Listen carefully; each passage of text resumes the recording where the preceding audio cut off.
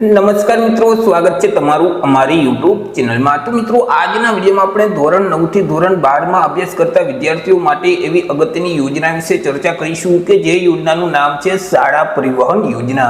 હવે મિત્રો, આ જે શાળા પરિવહન યોજના છે તે યોજના અંતર્ગત વિદ્યાર્થીઓને ઘરેથી શાળાએ અને શાળાએથી ઘરે જવા માટે જે પરિવહન ભાડું છે એટલે કે રિક્ષા ભાડું અથવા તો બસ ભાડું છે તે આપવામાં આવે છે।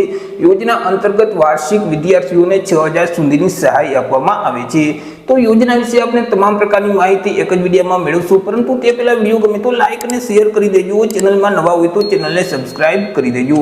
તો ચાલો મિત્રો, વિડીયોની શરૂઆત કરીએ। તો મિત્રો, રાજ્યમાં આવેલી જે સરકારી અને અનુદાનિત માધ્યમિક અને ઉચ્ચતર માધ્યમિક શાળાઓ છે તો આ શાળામાં અભ્યાસ કરતા જે વિદ્યાર્થીઓ છે તેમના માટે એક નવી યોજના અમલમાં મૂકવામાં આવેલી છે, શાળા પરિવહન યોજના। આ યોજના માટે એક ઠરાવ પણ જાહેર કરી દીધેલ છે। ગુજરાત સરકારનું જે શિક્ષણ વિભાગ છે તેમના તરફથી 12 માર્ચ 2024 ના રોજ શાળા પરિવહન યોજના માટે ઠરાવ જાહેર કરવામાં આવેલું છે।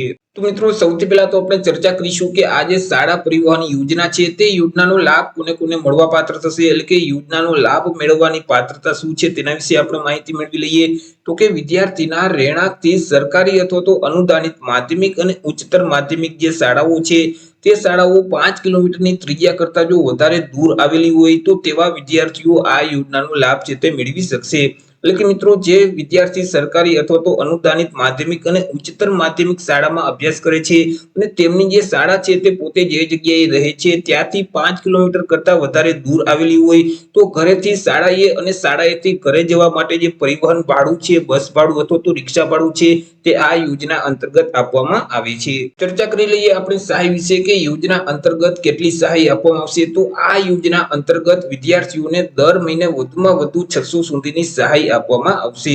મિત્રો, અહીં 10 મહિના લેખે સહાય આપવામાં આવશે, 10 મહિના સુધી સહાય આપવામાં આવશે। 2 મહિના વેકેશનના બાદ કરી અને બાકી રહેતા જે 10 મહિના છે તે 10 મહિના 600 લેખે સહાય આપવામાં આવશે, એટલે કે વાર્ષિક ₹6000 ની મર્યાદામાં આ યોજના અંતર્ગત સહાય આપવામાં આવશે। ચર્ચા કરી લઈએ યોજનાના નિયમો અને યોજનાની શરતો વિશે। તો આ યોજનાનો અમલ છે તે ગુજરાત શાળા શિક્ષણ પરિષદ, સમગ્ર શિક્ષા અને નોડલ એજન્સી મારફતે કરવામાં આવશે।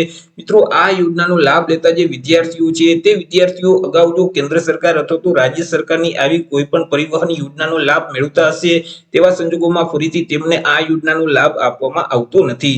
અહીં વિદ્યાર્થીના રહેણાંકથી 5 કિલોમીટરથી વધુ અંતરે આવેલી સૌથી નજીકની સરકારી અથવા તો અનુદાનિત માધ્યમિક અથવા તો ઉચ્ચતર માધ્યમિક શાળામાં પ્રવેશ ઉપલબ્ધ હોય અને તેવી શાળામાં જો પ્રવેશ લીધો હોય તો તેવા વિદ્યાર્થીઓને જ આ યોજનાનો લાભ છે તે મળવાપાત્ર થશે।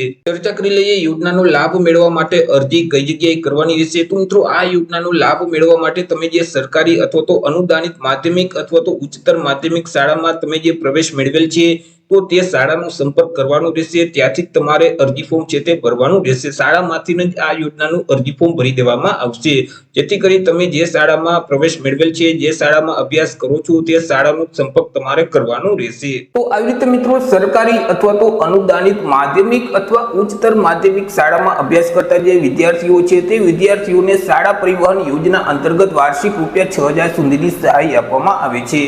તો આશા રાખું છું વિડીયો પસંદ પડ્યો હશે। વિડીયો પસંદ પડ્યો હોય તો લાઈક અને શેર કરી દેજો, ચેનલમાં નવા હોય તો ચેનલને સબસ્ક્રાઇબ કરી દેજો।